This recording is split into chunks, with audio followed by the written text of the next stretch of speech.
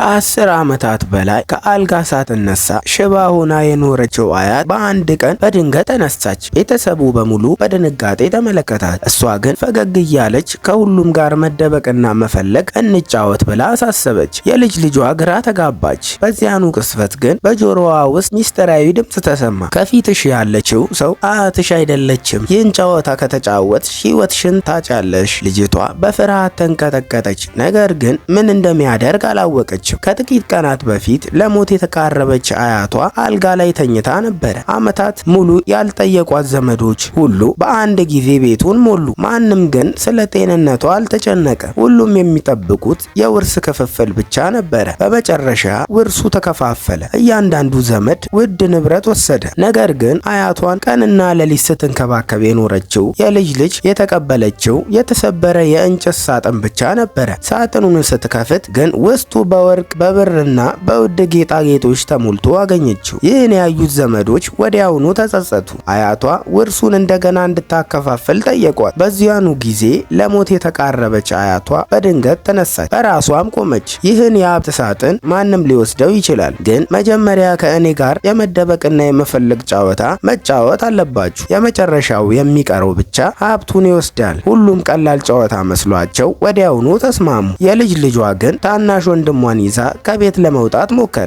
አያቷ ግን አስቆመቻት። አንቺ መሳተፍ አለብሽ። በዚያኑ ቅስፈት ያ ሚስጥራዊ ድምፅ እንደገና ተሰማ። አትቀበይ፣ ይህ ጨዋታ ወጥመድ ነው። ልጅቷ ግን ይህን እንደ ቅዠት ቆጠረችው። በድንገት አያቷ ካልጋዋ ወርዳ በቤቱ ውስጥ መራመድ ጀመረች። ልጅቷ ከሁሉም በላይ ደነገጠች። ምክንያቱም ባለፉት ወራት አያቷ እንኳን በአልጋ ላይ መገልበጥ ያልቻለች ሰው ነበረች። ድምፁም እንደገና አስጠነቀቃት።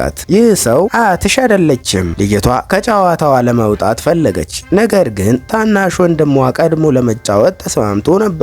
አንዴ ከተስማመሽ በኋላ መውጣት አትችይም ሲል ድምፁ አስጠነቀቃት። ወንድሟን ብቻውን መተው ስላልቻለች በመጨረሻ መቆየትን መረጠች። ጨዋታውን ከመጀመሩ በፊት አያቷ ሁሉንም የተቀበሉትን ውርስ እንዲመልሱ አዘዘች። ጨዋታው ሲያበቃ እንደ ውጤታቸው እንደገና አከፋፍላለሁ። ልጅቷ የሀብት ሳጥኑን ለማንሳት ስትሞክር ውስጡ አንድ ወረቀት አገኘች። በዚያኑ ቅስፈት ድምፁ እንዲህ አላት፣ እነዚህ ወርቆችና ጌጣጌጦች እውነተኛ አይደሉም። ሰዎችን ወደዚህ ጨዋታ ለመሳብ የተዘጋጁ ወጥመድ ናቸው። ነገር ግን ጨዋታው ቀድሞ ተጀምሯል። ከእንግዲህ መመለስ አይቻልም። ከዚያም አያቷ ማንም ሳያይ ትንሽ ቦርሳ በእጇ አስቀመጠችና ወሳኝ ጊዜ ሲደርስ ብቻ ክፈቺው ብላ አስጠነቀቀቻት።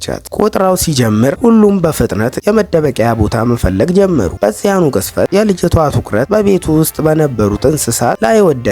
ሁሉም ባልተለመደ ሁኔታ ይረብሹ ነበር። ነገር ግን ለማሰብ ጊዜ ስላልነበራት ታናሽ ወንድሟን ይዛ መደበቂያውን ፈለገች። ችግሩ ግን ሁሉም ጥሩ ቦታዎችን በሌሎች ዘመዶች ተይዘው ነበረ።